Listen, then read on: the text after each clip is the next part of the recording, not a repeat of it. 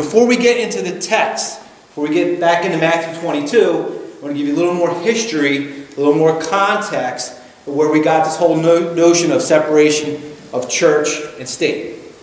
So first, I would say to the Christians who want nothing to do with politics, to them I say you certainly don't get this idea of separation of church and state from the Bible. The system established in Genesis was clearly a theocracy. That's where God rules and man serves. Much of the Exodus story is just this reaffirmation of this covenantal relationship we have with God.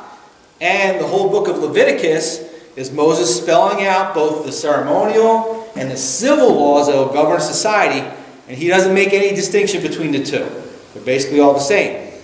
Because again, men must be governed by God or they will be ruled by tyrants. So this is exactly the story that's reiterated throughout the Old Testament.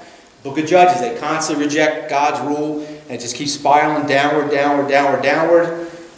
Culminates in 1 Samuel chapter 8, when the Israelites demand, it says, well, we want to have a king like every other nation. We want to be like all the other nations out there. It says, then all the elders of Israel gathered together and came to Samuel at Ramah and said to him, behold, you are old and your sons are not walking your ways. Now appoint for us a king to judge us like all the nations. When I say judge, it basically means rule. But the thing displeased Samuel when they said, give us a king to judge us. And Samuel prayed to the Lord. And the Lord said to Samuel, obey the voice of the people and all that they say to you. For they have not rejected you, but they have rejected me from being their king over them. According to all the deeds that they have done, from the day I brought them up out of Egypt, even to this day, forsaking me and serving other gods, that they are also doing to you. Now then, obey their voice.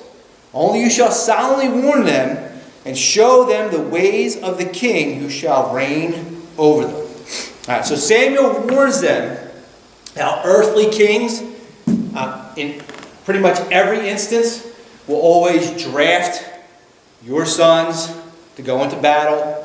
They'll always impose heavy taxes, and they will always turn people into slaves. He says, in that day you will cry out because of your king, whom you have chosen for yourselves.